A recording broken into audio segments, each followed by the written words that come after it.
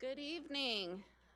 I am Brooke Clement. I'm the director here at the Gerald Ford Presidential Library and Museum, which is part of the National Archives and Records Administration.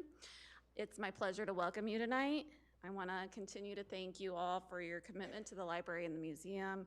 And as always, I have to give a big shout out and thanks to our partners at the Gerald Ford Presidential Foundation. Before we begin, can you please be sure that your cell phones are turned off or placed on silent? And while you do that, let me mention a couple of our upcoming programs and events. This Thursday, we are going to be hosting a coffee with a curator. Our own curator, Dr. Morel Lukey, will be sharing Halloween traditions in the White House and how they have changed over the years. And that event is actually at 3:30 in the afternoon. So please feel free to come on in, have coffee with us, and get to see a behind-the-scenes object that she's pulling out from the collections. And on October 31st, Professor and author Dr. Scott Kaufman is going to be here to discuss President Ford's legacy and his friendship with President Carter. And then we're going to be rounding out our 2024 programming with H.W. Brands on November 7th as he discusses the Ford presidency. And now I have the honor of introducing these two gentlemen.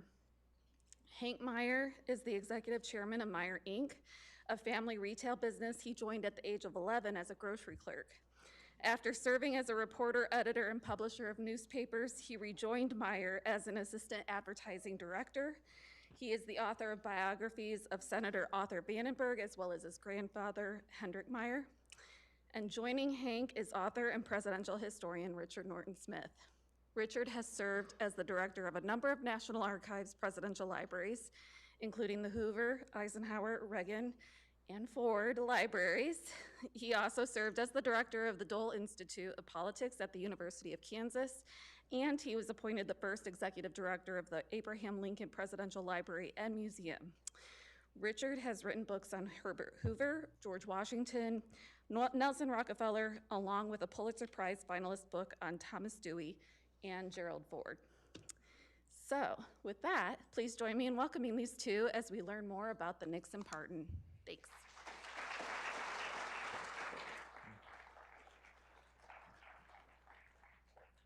Good evening, everyone, and welcome, and so many friends in this room. It's delighted to be back with you and with Richard, and exciting to have the easiest job in the room because I get to just begin to think with you about 50 years ago and what happened leading up to and with Gerald Ford's pardon of Richard Nixon.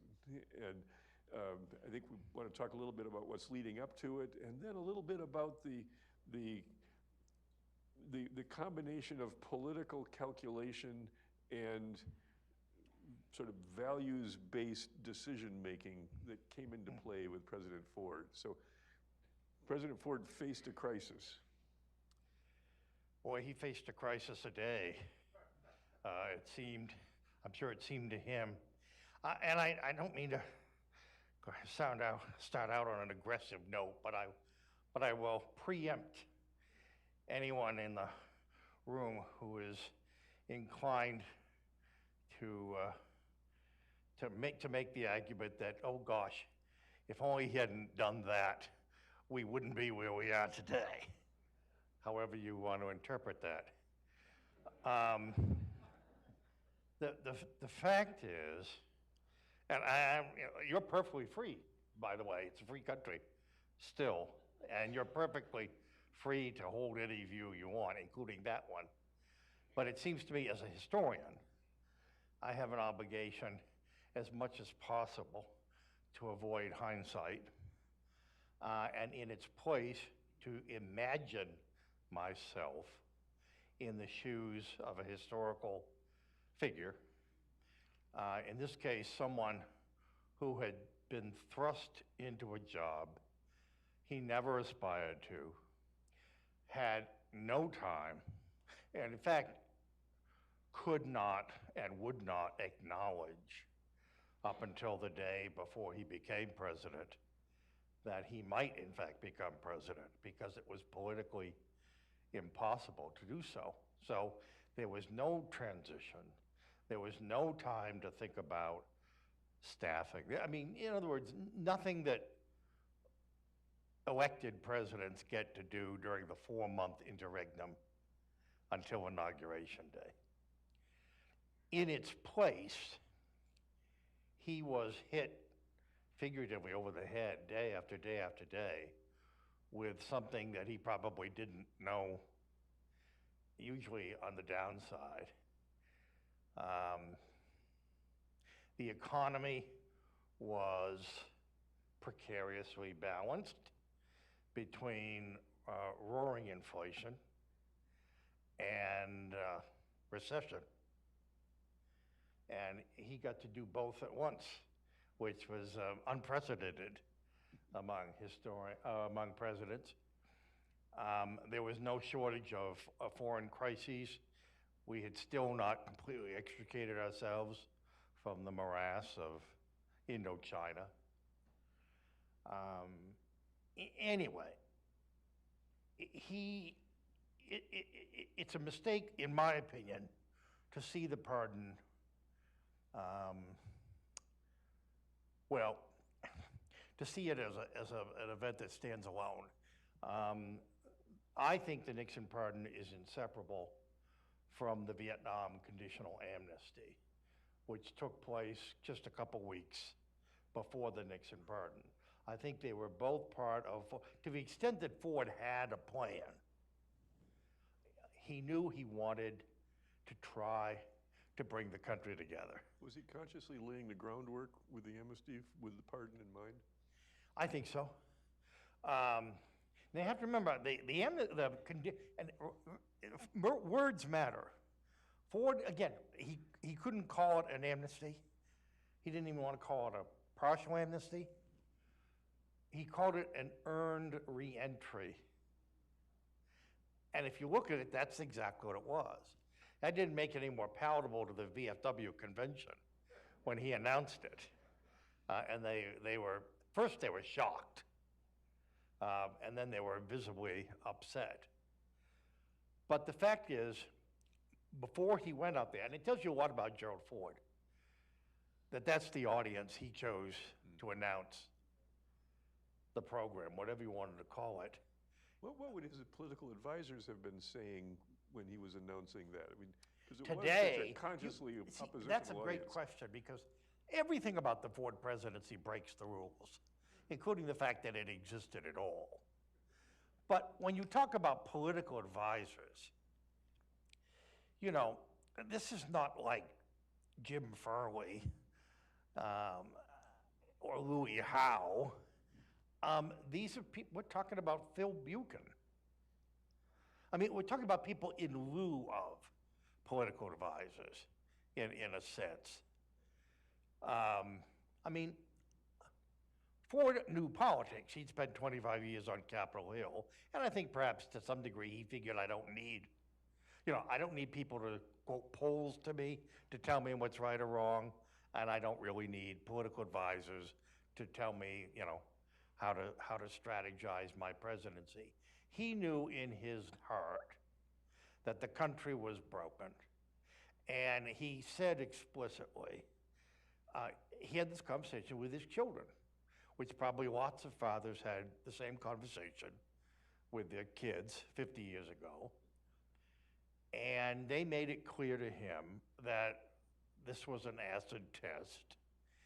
And he said, if I'm going to heal the country, I've got to reach these kids who, for whatever reason, reasons of conscience, were impelled to leave their country. So from the beginning, and there's a great line, Father Hesburgh, remember Theodore Hesburgh? He was the president of Notre Dame, great man, and a great friend of President Ford's, and a very frank person. Because there were immediately complaints, well, this is only half an amnesty, and what's the difference between Ford and Nixon?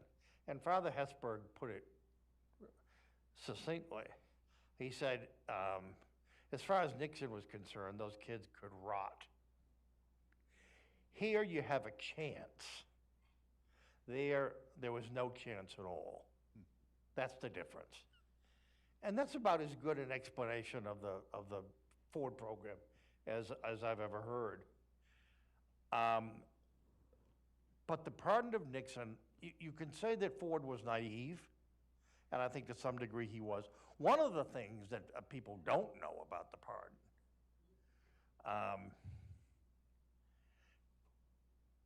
the day that it happened, as soon as he announced it, it came as a shock. I mean, my criticism of the pardon is how it was announced and immediately interpreted, not that it was done, or even necessarily when it was done. But it was on a Sunday morning when people were in church, almost as if they were trying to slip it by the American people, with no preparation, because of course, he was convinced, I think rightly, that if you tried to launch a trial balloon, it would be shot down before it reached the first branch. I mean, that was the mood of the country, that was the mood of the press.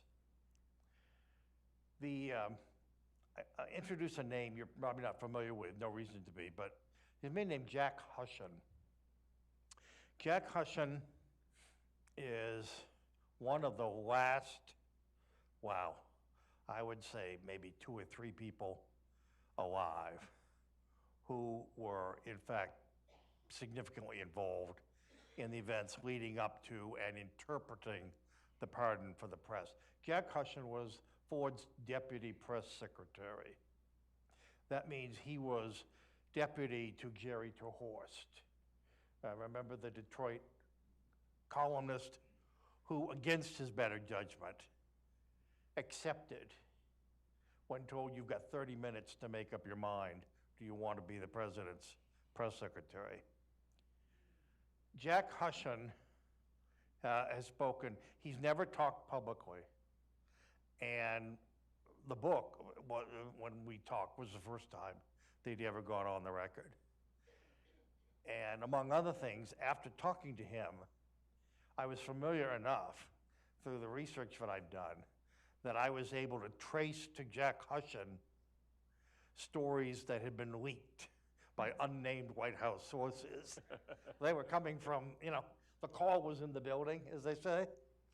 In any event, Jack Hushen watched as Jerry Horst went from being, as he said, a steady, clear-eyed, coherent person to someone who was red-eyed, drinking on the side, his hands shaking.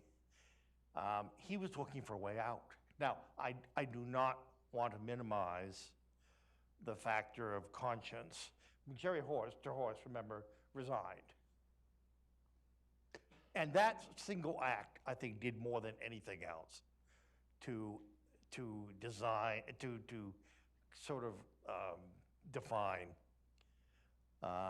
the pardon for Americans. It undermines some of the credibility of the pardon before people have time to reflect on it. If the president's press secretary can't defend this,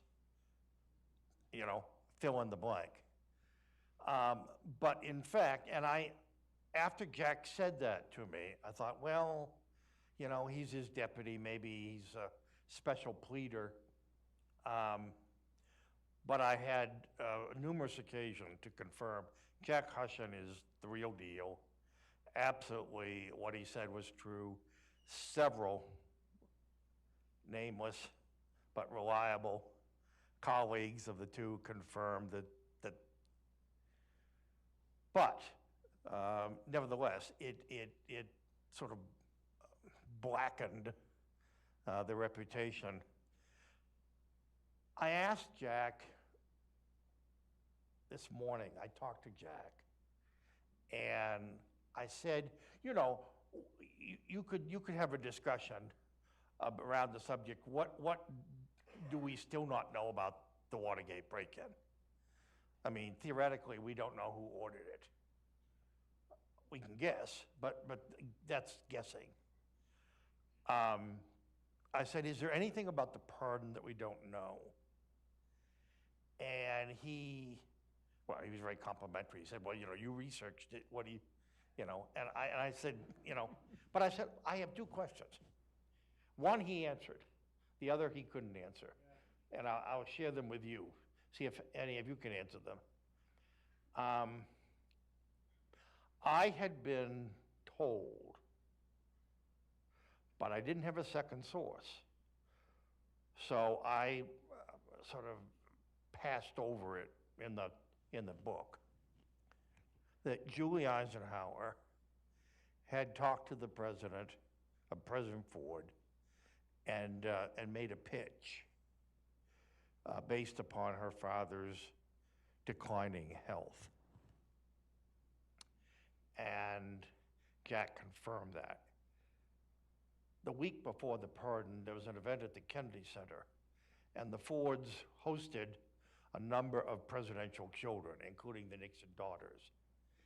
And during intermission, Jack was there. He saw it. Julie approached the president and said, could I have a minute of your time? And they went over to one side, and he overheard the conversation, and she described in terms that obviously affected the president, how her father was faring, and she didn't have to make the connection.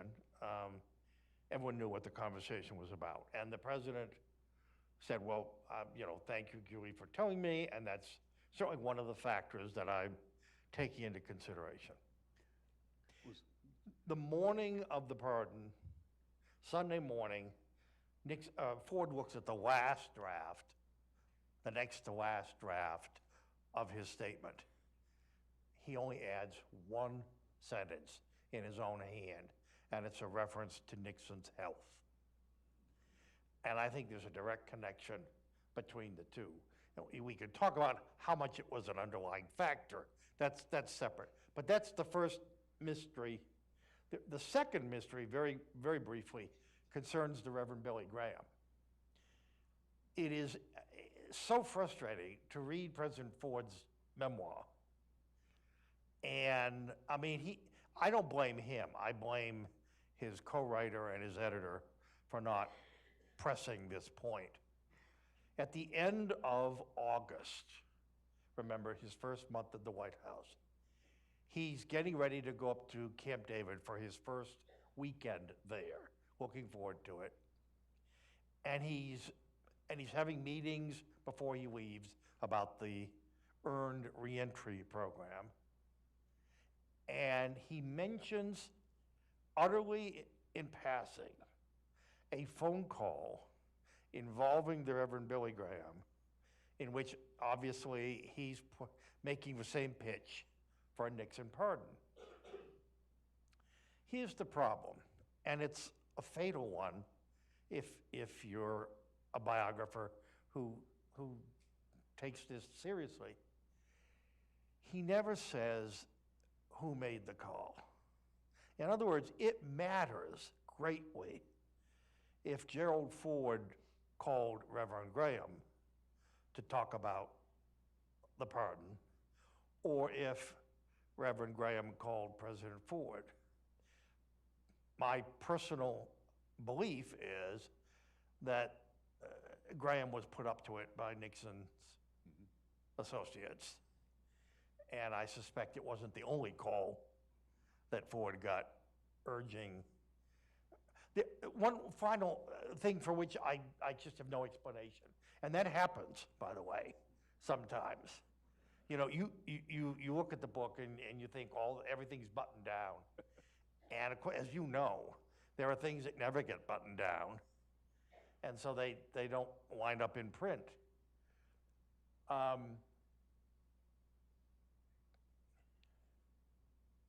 I'll come back to that. Well, No, because I'm debating how much you want to know. Well, we'll bring you back to that. But for this most momentous moment in Ford's presidency, there's probably no, I mean, here's hyperbole, no moment in American history that has more local connections Yeah. than the day leading up. And a number of us have heard a number of these stories, but you've assembled it more than any of the rest of us have. How local characters, some of whom we knew, Yeah. played a role in those days leading up to the pardon. Yeah, if someone was asking me, what do we need to know more about the pardon? Is there anything we don't know or don't know sufficiently? And I would say yes. If I were starting from scratch and writing a book about the pardon, I would want to know much more about Phil Buchen's role. If you recall, Phil Buchen was sort of written off. The national media had a rather unflattering approach to what they called the Grand Rapids crowd. And Phil Buchen was the epitome of the Grand Rapids crowd. He looked the part. He was mild-mannered. He was a gentleman. He didn't necessarily want to see his name in print. And he never really made a particularly vivid impression, I think, on the Washington press corps. I think partly because they tended to caricature him, or they saw him as just a kind of a pale echo of Gerald Ford, who they thought was a pale echo to begin with. And the fact of the matter is, Phil Buchen is, I think, in many ways, the unsung hero. I mean, Ford did say that he was the conscience of the administration, and I think that's not an exaggeration. But you have to understand, Phil Buchen was not necessarily automatically a Ford conservative. Phil Buchen, who I think undoubtedly some of you knew him personally, as a boy with polio, Phil Buchen spent time at Warm Springs, Georgia. And you'll never guess whose locker was next to his. You can't make this up. And I've always thought that's a key that unlocks some of the Phil Buchen that I don't think the national press, and I'm not even sure people in Grand Rapids ever really were exposed to. I didn't know that. Phil Buchen was an intellectual. He was a kind of an amateur poet. He was a great student of literature, kind of an amateur historian. He wrote a 2-volume history of the church, Foundry, Houghton Street. And I would say culturally, he, influenced by his wife, was significantly, I hate to say to the left, but I would say he was a more cosmopolitan figure, perhaps, than his good friend Jerry Ford. And I think politically, just instinctively, probably more liberal than Ford. And evidence of that is one of his dearest friends was the Reverend Duncan Littlefair. And Duncan Littlefair, whose critics, and they were numerous, loved to refer to him as Duncan Littlefaith. Duncan Littlefair was probably the only pastor in Grand Rapids who pointedly denied the existence of a personal God and who sort of wrote off most traditional religion as mythology. And yet he and Phil Buchen were so close. On August 28, 1974, Ford has his first press conference, great big affair in the East Room of the White House.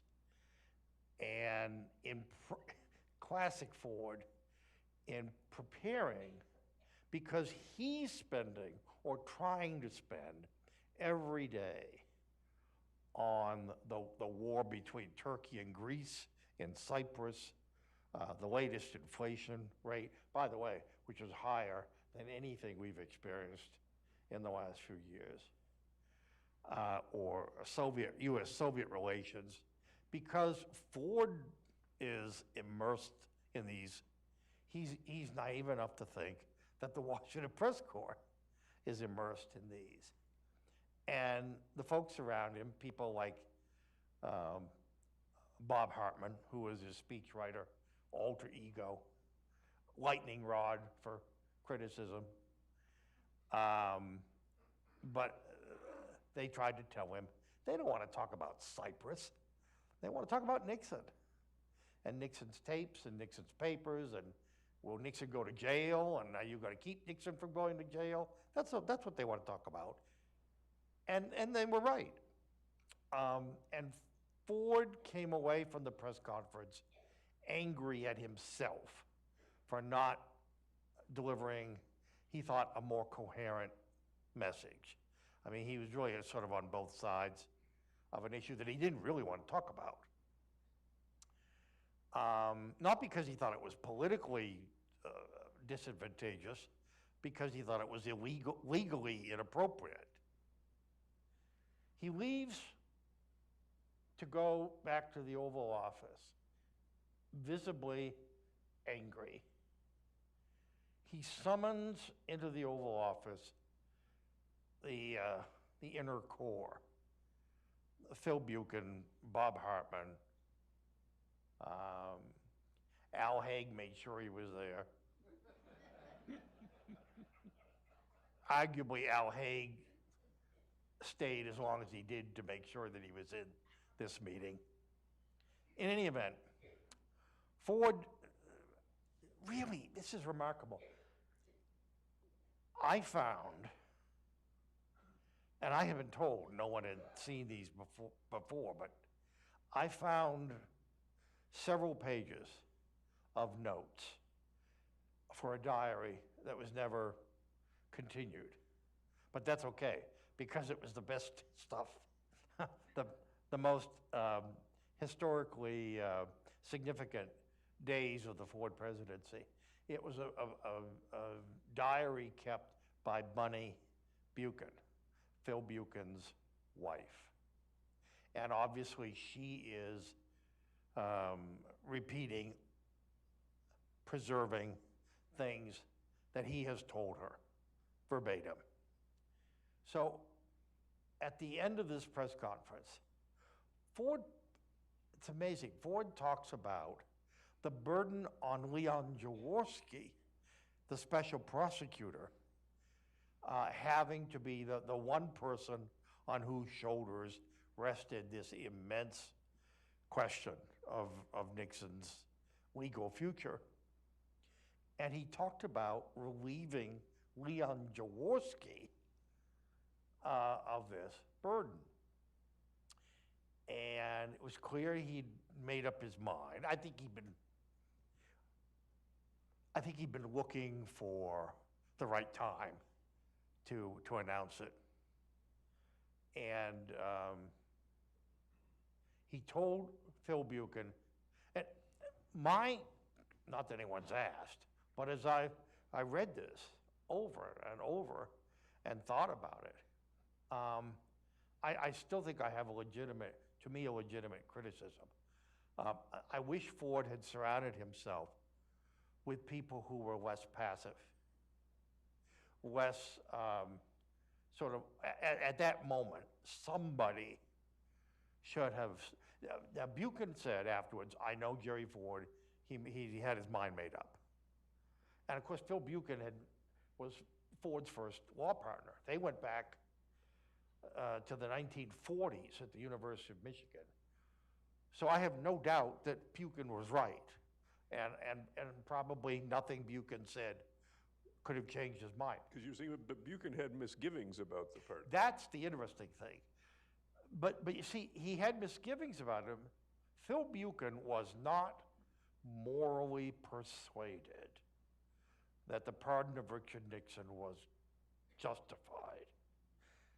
And the evidence of that is he asked Duncan Littlefair to come to Washington secretly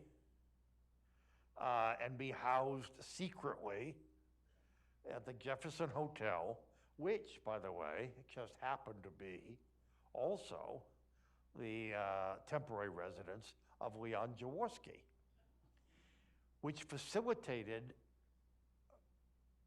backstairs communications between the Ford White House and the special prosecutor's office. And what the special prosecutor was interested in being relieved of that burden, wasn't he? Yeah, Leon Jaworski, remember, had replaced Archibald Cox, who Richard Nixon had fired. Leon Jaworski had, and some of them are still alive, they can validate or question what I'm about to tell you. Leon Jaworski had a staff that I would say was overwhelmingly eager to prosecute the former president. Jaworski, on the other hand, I think from his appointment was much more reluctant to do so. And I'll get to that later. But the remarkable thing is, first of all, that they kept it a secret. I mean, the fact that Phil Buchen tended to be written off was actually an asset, because nobody was paying attention to what Phil Buchen was doing that weekend, and certainly no one in Washington cared what Duncan Littlefair was doing. Reverend Littlefair stayed with the Buchens and wrote up a proposed presidential statement justifying the pardon. Now, the original intent was to persuade Phil Buchen that the pardon was, so in fact, it was Duncan Littlefair, more than anyone else, who smoothed the way for the pardon to be announced when it was and how it was. He brought Phil around.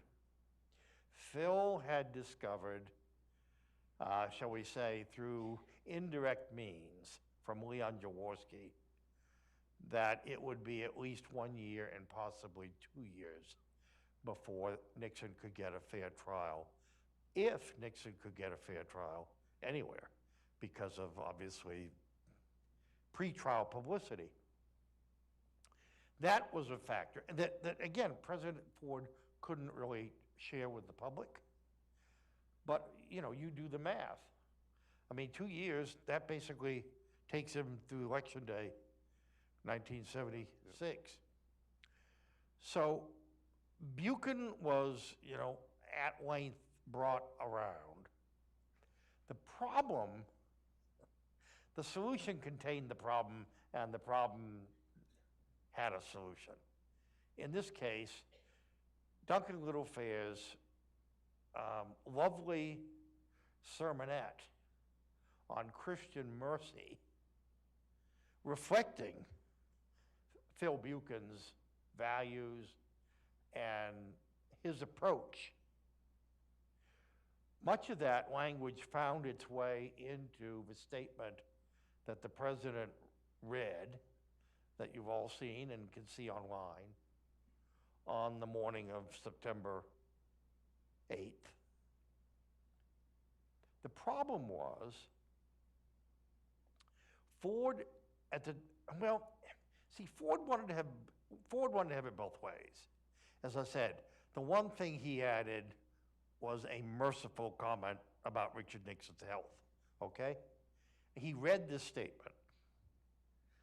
The problem was he sent Phil Buchen out the next day to brief the press, to explain the motivations, if you will, behind the president's action.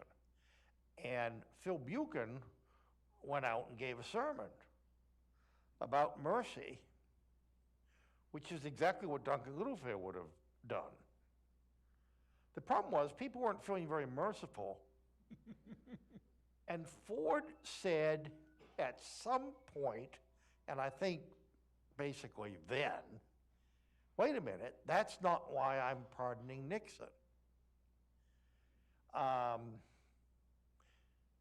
Ford was perfectly capable of keeping two diametrically opposing ideas at the same time. Ford sincerely believed he was pardoning Nixon not to forgive him, but to try and forget him, to try to change the subject, to try to get the country and the media off the melodrama of Richard Nixon that had obsessed the country and threatened to distract it at a time when there were all of these domestic and foreign issues. He said, I'm not pardoning Nixon out of mercy. I'm pardoning him as a hard-headed, pragmatic, in effect, political decision, because I don't want to spend 25% of every day on Richard Nixon, which is what, to his dismay, and call it naive, to his horror, he discovered the first month he was in office. He thought he was going to get to be president of 180 million people. He discovered he was president of one person, and the other 180 million, took a number. So how did people on Capitol Hill react? Did he think he would have more support than? That's, again, unknown. That is unknown. Ford didn't do this in a vacuum. Ford was too good a politician, and he knew Capitol Hill. The fact is, I found in the course of my research, and again, this is not something that anyone could know, there had been an effort led by a congressman from Illinois named Bob McClory. Bob McClory was a rarity. He was a Rockefeller Republican from rural Illinois, but he was very close to Ford. And he was on the Judiciary Committee. And he cooked up the idea. Basically, there was a grand deal. And the deal was Nixon would resign with a minimum of drama. And Congress, and presumably the legal system, would not pursue him. Now, the interesting thing about this is, the reason why it matters is because McClory talked to his Democratic counterparts, some of whom were very outspoken critics of Nixon, who were very eager to vote for impeachment. They were willing to sign on to this, and so was Carl Albert, the Speaker of the House. Now, it's beyond belief that Ford would not have known about this effort. So the reason why I'm mentioning this is Ford had, based on his experience, based on his knowledge of these people, he had every reason to believe that while the pardon might be unpopular at first, that he could at least count on acquiescence, shall we say, on the part of, people might go through the motions, but, and in fact, what happened that afternoon when Bob Hartman and others manned the phones, and they took the calls, the incoming calls from members of Congress of both parties. And invariably, after the first expression of shock, the conversation went something like, look, I know you had to do this, and history will probably reward you for it, but you understand, I've got to at least go through the motions. And everyone understood, wink and a nod. That's how they spoke on Capitol Hill. Ford was unprepared, just flatly unprepared. When Ford said later on, I didn't realize how much of an uproar it would cause, he was thinking only partly of the public. He was thinking also of Congress. And he had good reason to believe. Now, there were two other quick secrets that have been no longer a secret. There were people, besides McClory, there were people of serious intent and credibility who were trying to find ways to remove the responsibility for a Nixon pardon from Ford's shoulders. Elliot Richardson, well, when I first became director, I thought, gee, we have no money for oral history, but there are a number of people out there who are getting on in years, who were critical players. And I'd say the foundation put up enough funds that we did probably 30 or 40 interviews using library staff. And one of them was Elliot Richardson. And thank God we did, because Elliot Richardson said, before we end, I want to put the following on record. So it's there. You can see it in Elliot Richardson's oral history in Ann Arbor. Remember, Elliot Richardson had been Attorney General who had to deal with Spiro Agnew, the other crook in the Nixon White House. And with the real concerns rising about a possible impeachment, Elliot Richardson made the calculated decision. He talked about, every prosecutor has jurisdiction, prosecutorial jurisdiction, to decide whether you should proceed with a case or not.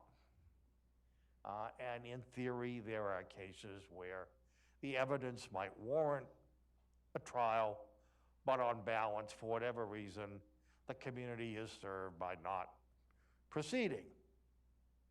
Well, Elliot Richardson took prosecutorial license to the nth degree in the case of the Vice President of the United States, given the fact that Richard Nixon was beginning to look vulnerable.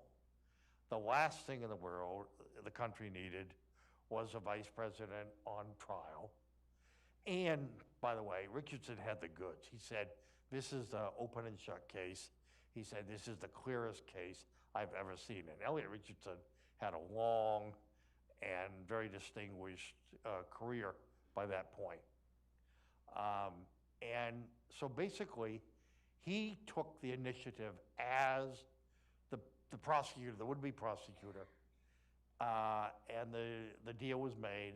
Agnew went away. He didn't go to jail. He went away.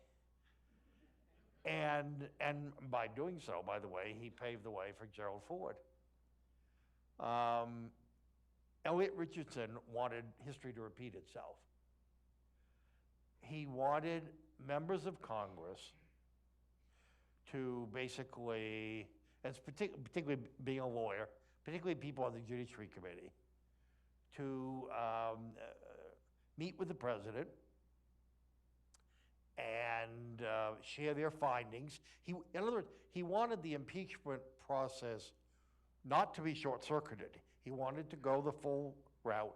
He wanted the committees to do their business in public and vote, et cetera, et cetera. But then meet with the Attorney General and other officials of the Justice Department. In other words, transfer the decision of Richard Nixon's future, at least partly from the executive or from the White House to the Department of Justice by way of Congress. So there are a lot of moving parts. Elliot Richardson tried out this idea on the editorial board of the Wall Street Journal. They liked it. Elliot Richardson scheduled, he thought at first he would go directly to Ford. They thought, no, Ford needs deniability. So he scheduled a breakfast with a group of reporters who met every week, basically with newsmakers, to hear trial balloons. and it was scheduled for Tuesday, the 11th, which was 2 days after the pardon was announced. And Richardson, I think, probably kicked himself for the rest of his life, if only, but nobody was prepared for the timing. The other, will come as no surprise, Mel Laird, the great former Secretary of Defense, Wisconsin congressman, very close to Ford, one of the great schemers and connivers and leakers, characters on Capitol Hill. He was never happy unless he had a plot being hatched. Bob Dole once said to me, Mel Laird's the guy who will put poison in the well and then ride into town a mile later and say he was there to save them. There was a lot of poison in the well, but in this well, Mel Laird had convinced himself that a bipartisan group, including Southern Democrats, remember in those days there were Southern Democrats, people like John Stennis and Senator Eastland anyway, these people who had been Nixon supporters. And his idea was that he would get a bipartisan group from both houses, and they would petition the White House. They would come to see the president, and they would ask him to consider pardoning Richard Nixon in the national interests. In other words, for all the reasons that Ford later cited, somewhat ineptly, at least in terms of his timing. So, there are all those kind of logical might have beens. Two different tactics that would have spared Ford the concentrated hostility that came with that individual decision. Yeah, but I think the duality of the pardon is, I guess, what I would, as you hinted up front. On the one hand, there was a political decision to be made. I think you could argue it was necessary. I think you could also argue, I've changed my mind so many times. I once spent 3 hours in a hotel room with the president here in Grand Rapids, wargaming the pardon. And he convinced me there was no alternative but to do it when he did and pretty much how he did it. I think there was one alternative. If he had been more political, if he'd been more partisan, if he'd been looking out for his own interest and his own, frankly, administration's interest, he would have postponed a pardon until after the November elections that year. Now, he couldn't have known this at the time, although he did have Julie's testimony. People remember the weekend before the November elections, Ford was out in California campaigning, and Richard Nixon almost died that weekend. He'd had surgery for a blood clot in the lung. They took him back to his his hospital room, thought he was on the mend, and he suddenly went into shock and basically was bleeding to death. And if Ford had issued a pardon then, it would have been seen as a justifiable act of mercy for a man who might be on his deathbed. And interestingly enough, vintage Ford, he went out to California. Now, his political advisor said, whatever you do, because there's a very close race for governor, the Democrat was named Jerry Brown. And the Republican candidate, who was a moderate name, with a wonderful name, Houston Flournoy. There's the Jeopardy Daily Double for you. He was catching up. And the last thing he wanted was, because up until the pardon, Ford was a really hot political commodity. Everyone wanted Ford in there. And then he became distinctly lukewarm after the pardon. But the worst thing he could do was to come to California and go to the hospital and see Richard Nixon. And yet, classic Ford, on his own, one of his political advisors said, you know, you really shouldn't be seen in that neighborhood. And Ford said, and I can hear him saying it, that if there's no room in politics for compassion, then I'm in the wrong line of work. And Ford called Pat Nixon to ask permission. And she said that would be the best thing, the best medicine Dick could have. And he met her and the daughters, and then he went to Nixon's hospital room. Well, Nixon couldn't move. Nixon was hooked up to every gadget imaginable. And for some reason, there was a lock on the door, and they couldn't break it. So they had to get someone to saw it off before Ford could get into Nixon's room. And they had a short visit. He asked, you know, how his night was, and Nixon said, none of the nights are good. And Ford lied, of course. He said, we're doing great out there. We're going to win all these seats on Tuesday. And Nixon knew that Ford was lying. And Ford, you know, and Nixon lied. Anyway, you know, they did what politicians do. But the important thing is they knew they were doing it, you know?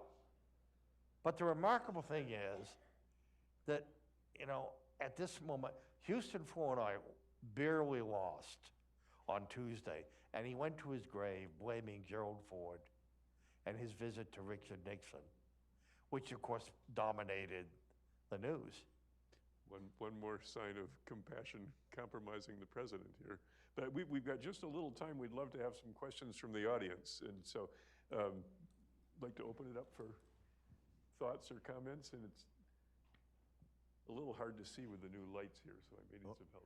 This is not a question, this is a comment because it's been talked about on a couple of different occasions, just letting everybody know that the proclamation, Richard, that you talked about, that President Ford read during the day for the pardon of Nixon is upstairs right now out of the bowels of the National Archives in Washington. It is actually returning to Washington, D.C. in a few days. It's coming down on Friday. This is your very last chance to see a document that very rarely is shown. So please go upstairs and take a look at it.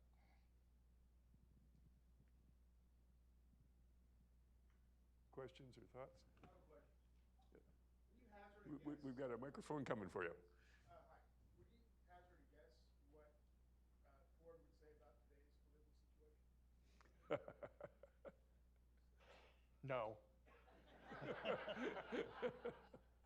I mean, I'm sorry, I don't mean to be flippant. It's unanswerable.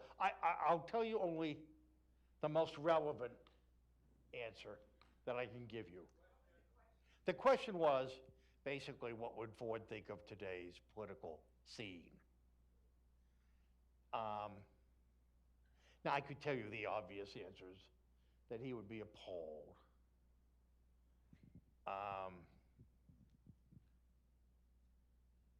In 1980, and the reason this matters is the timing. It's very important. Gerald Ford, up until 1980, thought of himself as a would-be candidate in 1980. He certainly did not believe that his political career was over necessarily, and part of him really wanted to run against Reagan. There are polls, Harris and Gallup polls, in the fall of 1979 that have President Ford leading then President Carter by 15 points, while Reagan loses by 8 points. But Ford decided, first of all, Mrs. Ford's intervention had very successfully occurred. She was leading a whole new life. They were leading, in many ways, a whole new life. She jokingly threatened to divorce him if, I think it was jokingly. But he didn't want to, he certainly didn't want to run the risk of finding out. And he just waited too long. So in March of 1980, he announced that he wouldn't contest the nomination, which basically said, it's yours, Governor Reagan. And then, of course, this crazy, crazy scheme where Reagan very sincerely tried more than once to get him to join the ticket as his running mate. In any event, it didn't happen. It was never going to happen. And as you know, with Reagan's election, Ford realized at my age, the White House is a thing of the past. And very interestingly, until the end of 1980, until Ronald Reagan's inauguration, Gerald Ford had never gone on a corporate board. He kept his distance because he was shrewd enough to know that if there is any chance of me running for president, this is not something I want to have on my resume. About a month after Reagan's election in New York,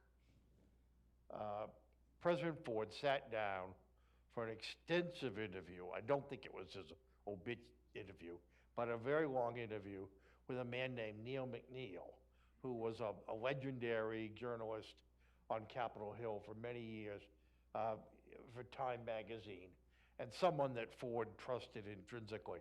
So when you see a Ford interview with someone like McNeil, you know he's speaking really from the heart as well as the head.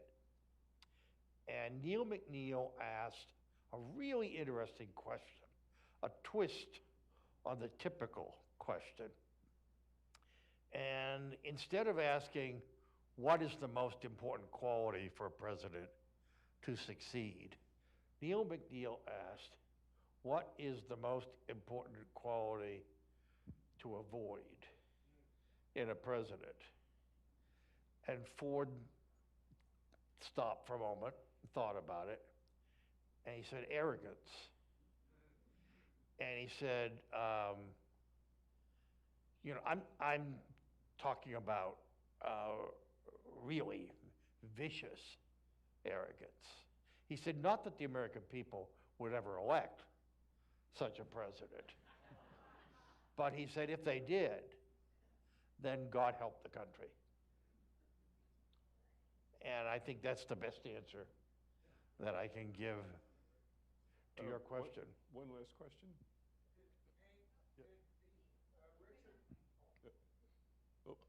I have a question. I was in high school. My history teacher made us look at the Watergate tapes during the whole time in U.S. history.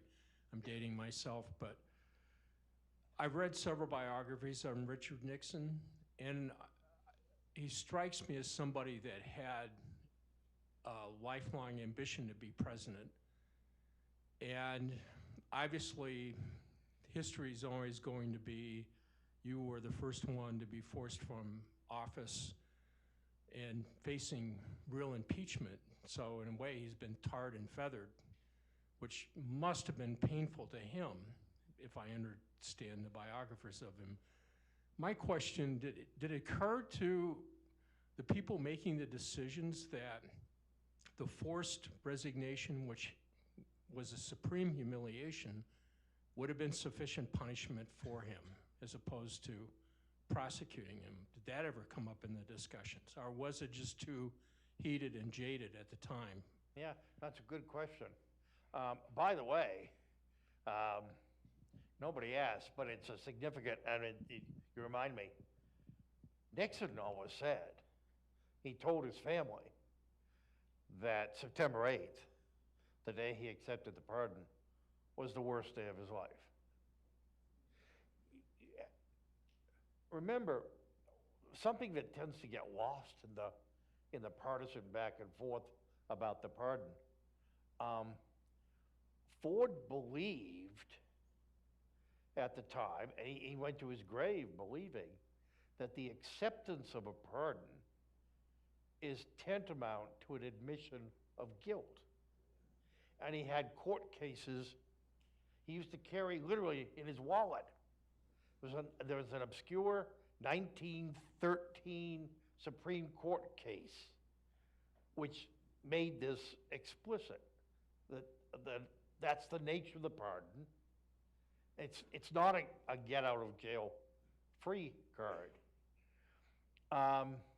In terms of the undoubted humiliation that Nixon experienced and the punishment, the fact that, as he said in his own words, and this is something he would have to live with every day of his life.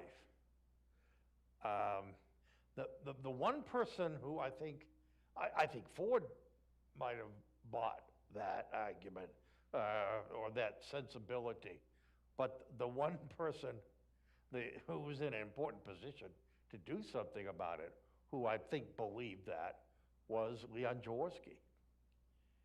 Leon Jaworski died in 1983 or 84.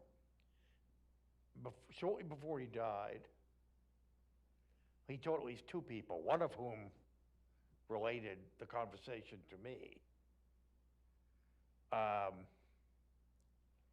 Remember, as I said, he had a staff, young, hungry prosecutors, many of them of a liberal political persuasion, who were eager to put Nixon on trial. Jaworski said it was never his intent to prosecute Nixon. Jaworski did not want to prosecute Nixon. He believed that pretrial publicity was enough of a factor. But I think in a larger sense, I think he shared the view implicit, at least in what you said, that, Jaworski was part of the legal establishment, from Texas, and of no, particular discernible political motivations. But he was enough of a traditionalist, he would say a patriot,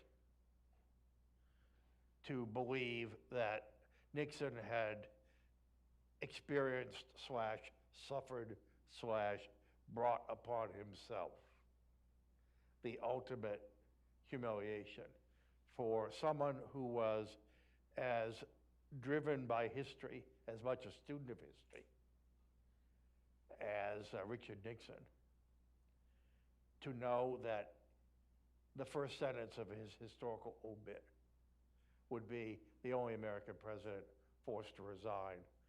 That's a kind of punishment that you can't, there's nothing that equals that. No. One last question. That was a better summary than my question, so I'll drop my Okay, question. one. Yeah. Well, you mentioned early on you were going to tell us a second thing, and then you said, I'll tell you later, and I'm not sure we heard that or not, Richard. No, and I decided not to tell you. Oh, all right. That's Your That's- prerogative. That's why you didn't hear it. No. But as we close, Yeah. just fast forward to the end of President Ford's last State of the Union address, Oh, and maybe it's only a paragraph, but this will also, in a way, go hopefully to your question. Richard Nixon, Gerald Ford, on the morning after, people forget how close that election was.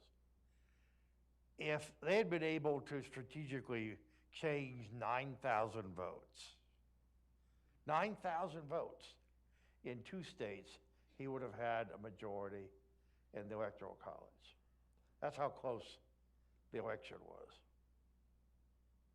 If you'd taken a different approach to New York City's fiscal crisis, instead of the tough love that he felt it required, there might never have been a headline, Ford, the city dropped dead.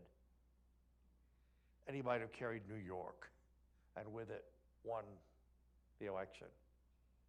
The morning after, he's trying to console everyone who's weeping, one of them being Joe Garagiola. Remember Joe Garagiola? He and Ford had done a number of pre-election broadcasts and become really instantly close. 2 old jocks, just instant friends. So much so that Joe Garagiola and his family were invited to spend election night at the White House. And the next morning, Joe Garagiola walks into the Oval Office, tears streaming down his face. And, Ford tries to console him. And Ford says something so Fordian. At his best, he says, I've got to give him the White House in better shape than I found it. I think most historians would agree he succeeded. But there were people who wanted him to contest the election. He didn't. Instead, he said that Governor Carter and his people are going to have the best transition in the history of the presidency. And they're going to have the transition that I never had. And he delivered. And this is what he said on January 12th, a week before Inauguration Day, when he appeared before Congress for ostensibly a State of the Union, but what was really his farewell address.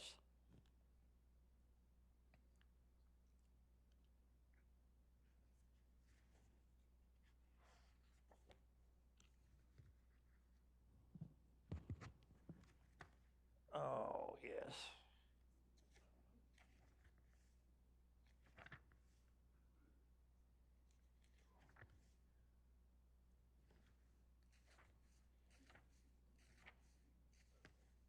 It's a big book.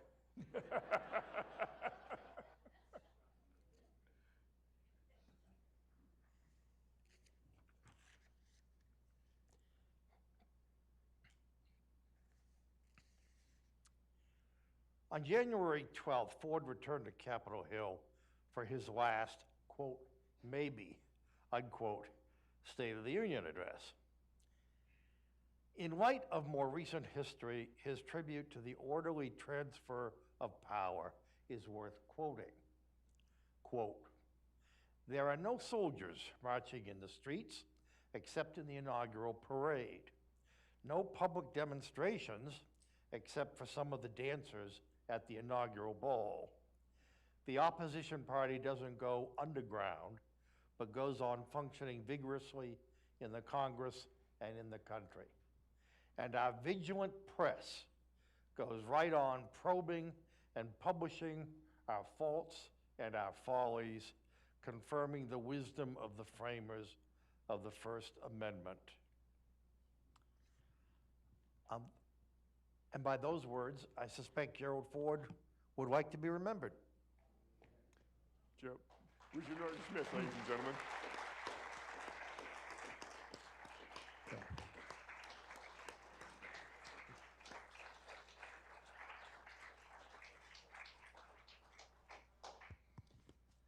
Well, that's just a wow. I just think that was so illuminating in so many ways because, Richard, you have such an outstanding way of finding the interesting parts of history that have been overlooked in the textbooks and telling the story the way it was. I'm Gleaves Whitney. I'm proud to serve as the executive director of the Gerald R. Ford Presidential Foundation. Happy to be a partner of Brooke and the Gerald R. Ford Presidential Library and Museum. And really happy that we have forums like this. Forums where it's possible to talk about decency, compassion. Richard, that was such a moving passage in your conversation with Hank, that if there's not room for compassion in this line of work, then I must be in the wrong line of work. I mean, I thought that was so telling. How we long for that. I mean, I'm just impressed again and again when we have speakers come and, you know, over the last 2 months, talk about the beginning of the Ford presidency and the development of his character before the presidency and his ability to maintain his integrity. You know, I say again and again to groups, when I look at Gerald Ford, you look at Betty Ford, look at these two. 100 years of public service between them. You have disappointment, you have depression, you have defeat, but not one scandal, not one. Think of that. How many people can walk into a building with a namesake on it and be able proudly to serve within its walls because there's not one scandal? I mean, Brooke, I think you would share with me just this incredible pride, and our staffs can share this incredible pride that we stand for something that is so needed today. An answer to a question we hear again and again. What is the fate of the American democracy, the American republic? Ladies and gentlemen, in so many ways, we are the answer. I think it's really a wonderful tribute that President Ford put a lot of energy into establishing something, not just for him, but a tribute to our constitutional republic. I mean, he believed in it. And in fact, historians, I'll say this, the words corrupt bargain did not come up tonight. But historians like to do things in threes. They like to write in threes. It's something poetic about it. And, you know, the corrupt bargains that we think about in American history go back to 1824, when you think of John Adams becoming president, and there was a corrupt bargain apparently with Henry Clay. I mean, we've read that in the history books. Then the corrupt bargain of 1877, Rutherford Hayes defeating Samuel Tilden, and 3 states in particular abandoning one slate of electors for another, 3 southern states being Florida, Louisiana, South Carolina, abandoning their slate of electors to make sure that Reconstruction would end. It's another corrupt bargain. And if you go back to 1974, a lot of people tried to make the case that what President Ford did was a corrupt bargain with Richard Nixon. Didn't happen. So historians are going to be frustrated because that one did not happen, to President Ford's everlasting credit. So we're pretty proud here of the work that we are able to participate in at the Ford at this time in our history. We think it's very necessary time to remind people of Ford, and that's where you come in, because you can be our ambassadors. If you're not a friend of Ford, we hope you become a friend of Ford. Outside these doors, there's an envelope waiting for you where you too can become a friend of Ford, and you can pass on the values, the virtues that were discussed this evening and in so many of our other programs. Sheet that goes along with it will tell you about member benefits. Now, speaking of member benefits, we're going to have a book signing here pretty soon.